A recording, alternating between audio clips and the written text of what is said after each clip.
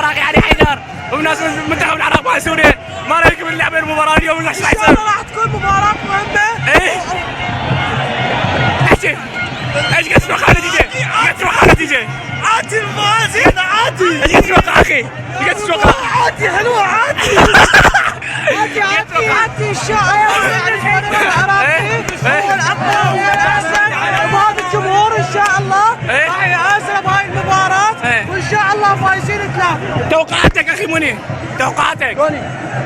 انا اقول 2-1 3-1. محمد عباس توقعاتك. يا عباس عموي توقعاتك. انا ناكل 4 ساعات.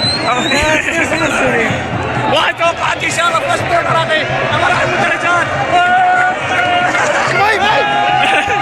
حسوني توقعاتك. توقعاتك. عادي 5.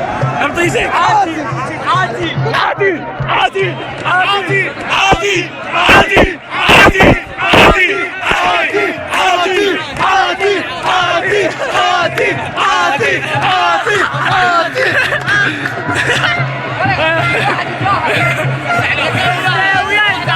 عادي مع الاسف اليوم نلاحظ حضور جماهيري قليل بالنسبه لمنتخبنا الوطني العراقي. نحن نريد مؤازره منهم. هاي كلها ان شاء الله. عمودي كم تتوقع؟ انا ايه ان شاء الله 4-0. توني شو تتمنى للمنتخب العراقي بهذه المباراة؟ والله انا اتمنى يفوزون. ليه يعني توني؟ بعدي وهابي هذا سرسري. هذا سرسري صادق صادق. هاتك يا ابو هاتك يا ابو. زين حيسن توقعاتك. توقعاتك. والله شوف هي المباراة فيها فريقين. زين فريق يلعب طوبة فريق يلعب طوبة. والله والله كان شنو؟ اخويا صارت مطيزة. ايران ايران ايران ايران